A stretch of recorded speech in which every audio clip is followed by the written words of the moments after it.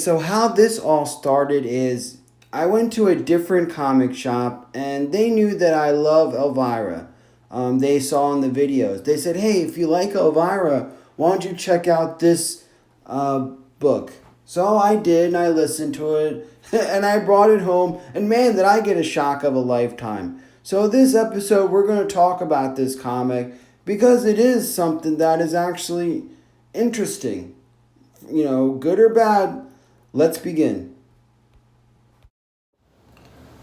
Hello, and welcome to another exciting episode of Codename New 202. Hi, I'm your presenter, Shabu Are You? Well, we're wrapping up Cobra Convergence 4. HCC just put out his last regular review video for the month. And whew, what an epic month it's been. Well, because we're at the end, I think it's okay to bring out another something different, just to change it up. You guys know that when I do my comic recaps, I'll go to the comic store and obviously I'll pick up G.I. Joe. Obviously I'll go to Famous Faces and Funnies in Melbourne and it'll be ready. I'll either pick up Elvira or something, but I always try to pick up other comics. Something that, hey, maybe something that us Gen Xers or people that grew up in the 80s and early 90s and maybe you want to get back into comics again might find interesting. And a lot of you guys have spoken out to me like, hey, that's pretty good, thanks and stuff like that. So I take this somewhat seriously. And I don't go crazy and buy like the whole damn row. I mean, I'll pick things here and there and sample them and, give it a few issues to make a solid judgment so I could go on camera and discuss with you guys. Now, that's how this all started. Like in the intro, I was at a different comic shop and they were fans of the channel. And the comic shop is in Fort Pierce, Florida.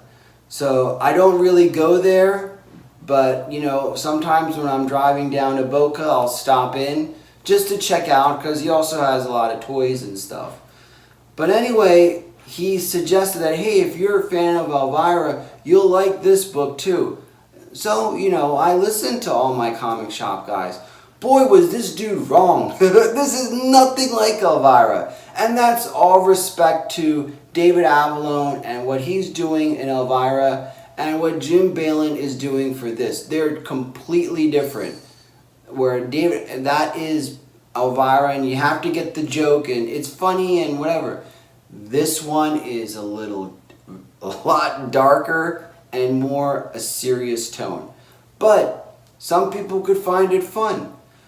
And the point is this, is that art is very subjective and comic book itself is very subjective.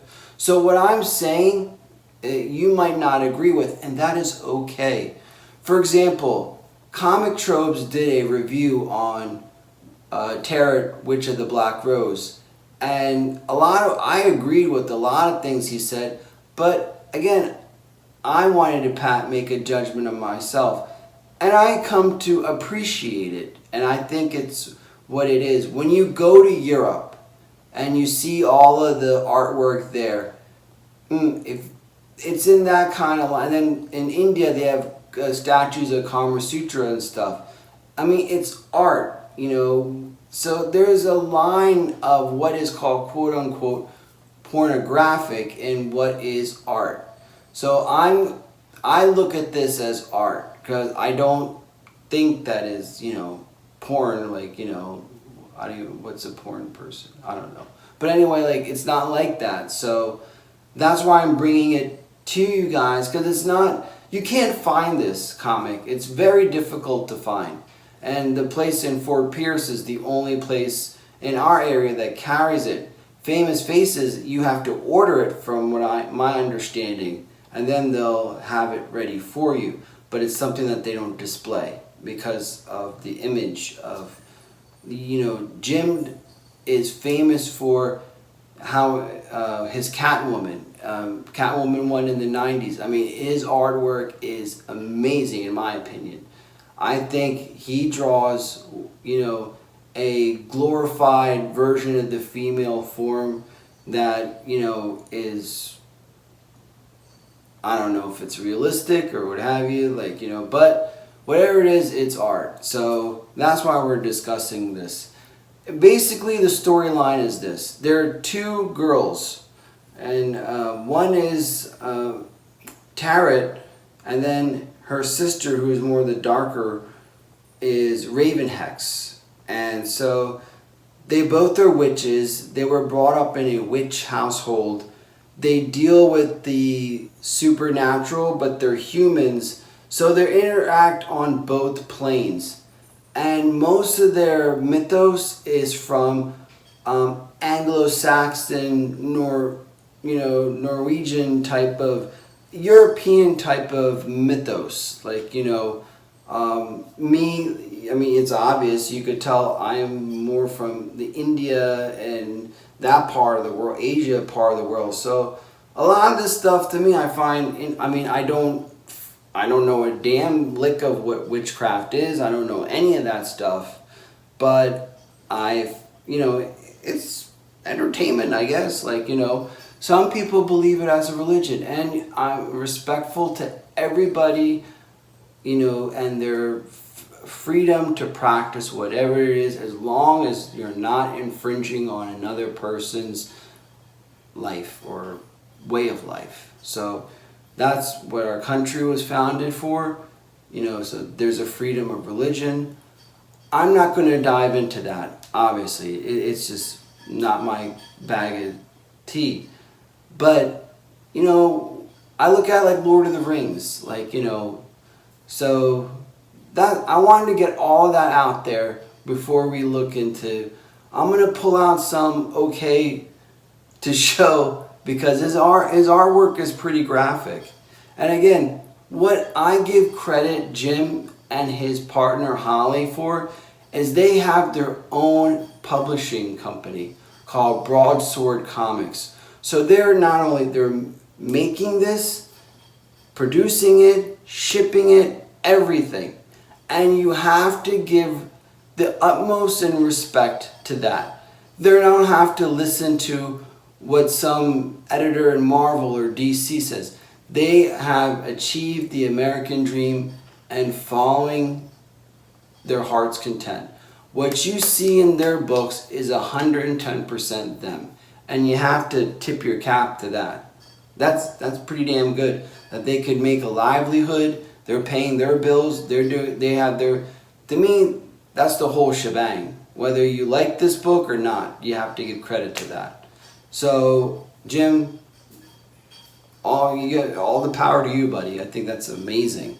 So we're going to look at some of the covers, and I'm going to talk a little bit more about the comic. So here we go.